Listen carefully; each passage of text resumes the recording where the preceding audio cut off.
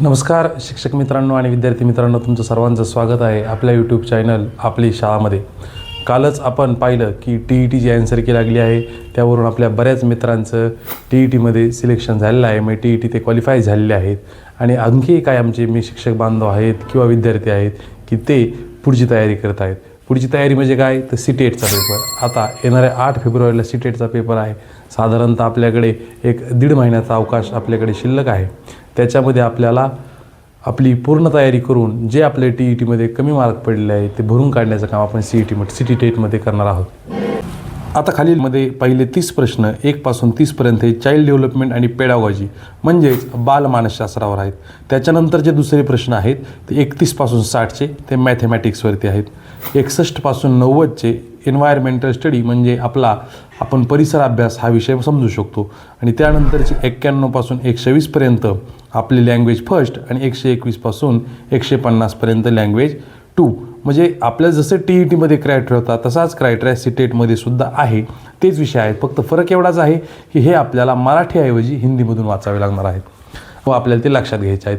छोटे छोटे हिंदीचे भाषिकचे, कारण ते शुद्ध हिंदी भाषा असते, ती आपल्या अंगवळणी आलेली नसते, त्यामुळे आपल्याला काही वेळेस ते अडचणीचं ठरतं. परंतु आपण थोड्या दिवस जेवढे कालावधी राहिला आहे त्याच्यामध्ये काही असे हिंदीचे शब्द आहेत ते समजून घेतले तर पेपर सोडवण्यासाठी आपल्याला सोपं जाणार आहे. आता माझंही त्यातल्यात असं मत आहे की ज्यावेळेस तुम्ही पेपर तुमच्याकडे सेट येणार आहात, बऱ्याच जणांनी फर्स्ट लँग्वेज म्हणून हिंदी निवडलेलं असेल, सेकंड लँग्वेज म्हणून मराठी निवडलेलं असेल आणि वरचे जे 3 विषय आहेत की बालमानसशास्त्र असेल, गणित असेल आणि परिसर अभ्यास असेल, हे तर सर्वांना सारखंच असणार आहे. त्याच्यामध्ये आपण सुरुवातीला काय करायचं आहे, तुम्ही जी लँग्वेज फर्स्ट निवडणार आहात ती शक्यतो थोडी डीप व्याकरणदृष्ट्या निवडलेली असेल, त्याच्यावर उत्तर प्रश्न विचारले जाणार आहेत. आणि जी दुसरी लँग्वेज आहे त्याच्यावरती तुमची भाषिक कौशल्य हे आजमावले जाणार आहेत.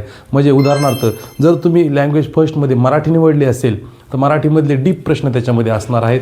आणि जर लँग्वेज 2 मराठी निवडली असेल तर पहिल्या भाषिकपेक्षा थोडे कमी लेवलचे परंतु भाषिक चाचणी अभ्यासणारे ते प्रश्न असणार आहेत.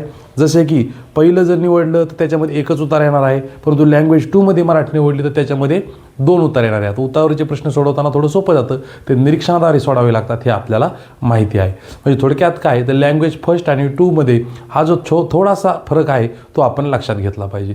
त्याच्यानंतर गणितामध्ये सुद्धा आपण पाहिलं तर गणितामध्ये गेल्या वेळेसची प्रश्नपत्रिका जर आपण पाहिली तर TETपेक्षा तुलनेनं CTETची गणितं सोप्या आहेत असं म्हटलं तर हरकत पडणार नाही. कारण त्याच्यामध्ये जे आपल्या कॉमन गोष्टी आहेत, बेरीज, वजाबाकी, गुणाकार, भागाकार, हे सरासरी यांचा जास्तीत जास्त वापर केलेला दिसतो. परंतु ते कशामध्ये विचारलेलं आहे, हिंदी आणि इंग्लिशमध्ये. माझं म्हणणं असं आहे, जर तुम्हाला गणिताचा प्रश्न वाचताना हिंदीचा एखादा शब्द अवघड गेला तर तोच प्रश्न आपण इंग्लिशमध्ये सुद्धा तिथं दिलेला असतो, तो इंग्लिशमध्ये वाचून सोडवण्याचा प्रयत्न करायचा आहे. म्हणजे एखाद्या शुद्ध हिंदीमुळं जर तो शब्द आपल्याला कळत नसेल तर इंग्लिशमध्ये तो नक्कीच करणार आहे. चला पुढची टिप समजून घेऊया.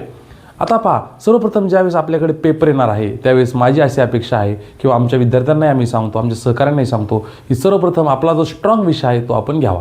उदाहरणार्थ आपण मराठी विषय आपल्यासाठी स्ट्रॉंग समजू, मराठी भाषा, की त्यातले 30 पैकी कमीत कमी 22-23 प्रश्न आपल्याला चांगल्या पद्धतीने येत असतात. त्यामुळं एक कॉन्फिडन्सच्या दृष्टीने असेल किंवा वेळ वाचवायच्या दृष्टीने असेल, आपण सुरुवातीला मराठी हा विषय सोडवण्यासाठी घ्यायचा आहे. मग आपला तो भाषा 1 असो किंवा भाषा 2, सर्वप्रथम आपण मराठीचे 30 प्रश्न सोडून घ्यायचे आहेत. त्याच्यानंतर आपली भाषा 2 मग ती हिंदी असणार आहे आणि जर काहींचं इंग्लिश चांगलं असेल तर त्यांचं इंग्लिश असणार आहे, तर त्यांनी भाषा 2चे प्रश्न सोडवायचे आहेत.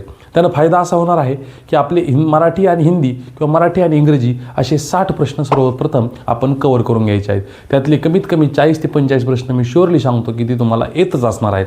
त्यानंतर तो पुढचा विषय आहे तो आपण परिसर अभ्यास हातामध्ये घ्यावा. कारण परिसर अभ्यासाचे जे प्रश्नसुद्धा जास्त पर्याय वाचण्यासारखे नसतात. म्हणजे प्रश्न वाचला की पर्यायापैकी एक उत्तर आपल्याला पटकन एकतर येणार आहे किंवा नाही येणार नाही, परंतु वेळ जाणार नाही आहे. म्हणजे सर्वप्रथम आपण या 90 प्रश्नांचे जर आपण फॉलोअप घेतला आणि 90 प्रश्न जर आपण सुरुवातीच्या 1-1.25 तासामध्ये जर उरकून घेतले तर आपल्याला नक्की त्याचा फायदा. जो 1.25 तास आहे तो आपल्याला गणित आणि पेडागॉजीसाठी द्यायचा आहे. त्याच्यातले जास्तीत जास्त वेळ आपल्याला गणितासाठी जाणार आहे. आता पहा, आपण गणित सोडवताना काय करायचं आहे, सुरुवातीपासून गणित शेवटपर्यंत सोडवत असताना त्याच्यामध्ये काही हिंदीचे शब्द असणार आहेत.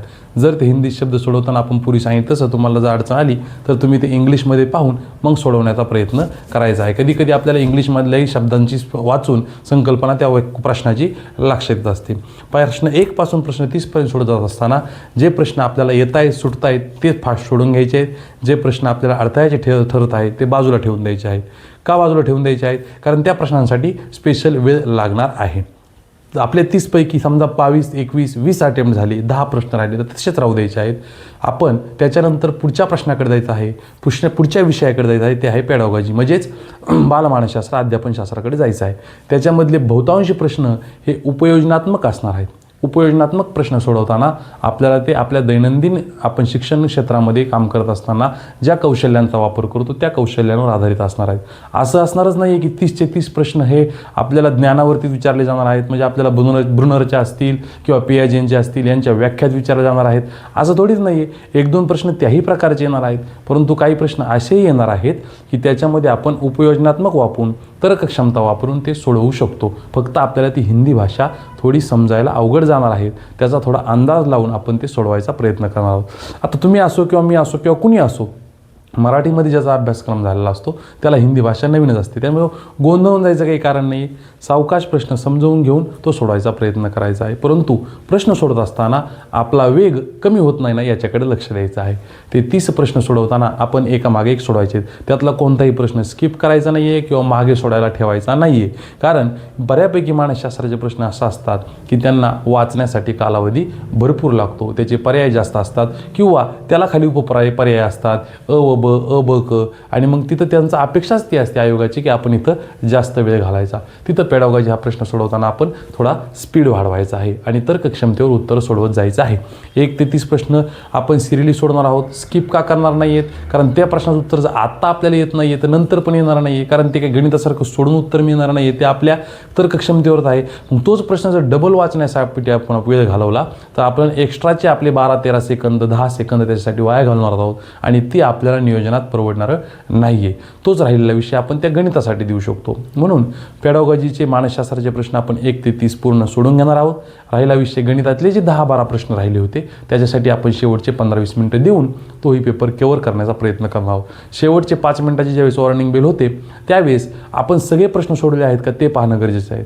TETच्या वेळेस आमच्या सहकाऱ्यांनी बऱ्यापैकी खूप चांगला अभ्यास करणारा, खूप वेळ देणाऱ्या अशाही सहकाऱ्यांनी 135-136 पर्यंत प्रश्न कव्हर झाले होते आणि त्यानंतरच्या 15 ते 13 प्रश्न त्यांनी फक्त वाचून खुणा केल्या होत्या पेपर 1 साठी. पेपर 2 फास्ट झाला होता त्यांचा. का? कारण त्याच्यामध्ये परिसर अभ्यासाचे मोठे प्रश्न असतात, जास्त प्रश्न असतात, त्याला वेळ कमी लागतो. परंतु प्रश्न पेपर क्रमांक 1 हा टाईम मॅनेजमेंटचा विषय आहे. शेवटचे कमीत कमी 10 प्रश्न त्यांनी अंदाजे गोल केल्यामुळं आमची 2 ते 3 मार्कावरून आजही काही TETची मुलं किंवा आमचे सहकारी बसलेले नाहीत. मग त्यामुळे एक गोष्ट आपण लक्षात घ्यायची आहे, शेवटचे वॉर्निंग बेल 5 मिनिटं झाल्यानंतर कोणताहीच प्रश्न सोडवायचा नाही आणि कोणता डबल वाचायचा नाही आहे. राहिलेले प्रश्न पाहिजेत आणि 150चे 150 अटेम्प्ट करायचे आहेत. कोरा प्रश्न आपला कोणताही राहणार नाही याची काळजी मात्र आपण त्या ठिकाणी घ्यायची आहे. ते आपल्याला शेवटच्या 2-3 मार्काचा जो ग्रेस असतो त्याच्यासाठी फायदेशीर राहणार आहे. लक्षात आलं? आपण लक्षात घेतलेल्या आजच्या टिप्स कोणत्या आहे तुमच्या देण्यात आलं तर येणाऱ्या काळामध्ये तुम्हाला त्या संदर्भामध्ये त्या पद्धतीने अभ्यास करायला सोपं जाणार आहे. त्या पद्धतीनं तुम्ही तर पुस्तकांची पाहणी करायची आहे आणि परीक्षेसाठी तुम्हाला सर्वांना शुभेच्छा. आपल्या चॅनलवरून आपण येणाऱ्या काळामध्ये नवीन अपडेट CTET बाबत देणारच आहोत. परंतु द्यावे असेल तर आपल्याकडे गेल्या मागील काही वर्षातील प्रश्नपत्रिकांच्या PDF आहेत, त्या तुम्हाला आम्ही सेंड करू शकतो. तुम्ही आपल्या YouTube चॅनलला सबस्क्राईब करून कमेंट बॉक्समध्ये आम्हाला त्याची मागणी केल्यानंतर आम्ही तुम्हाला ते पाठवून देऊ.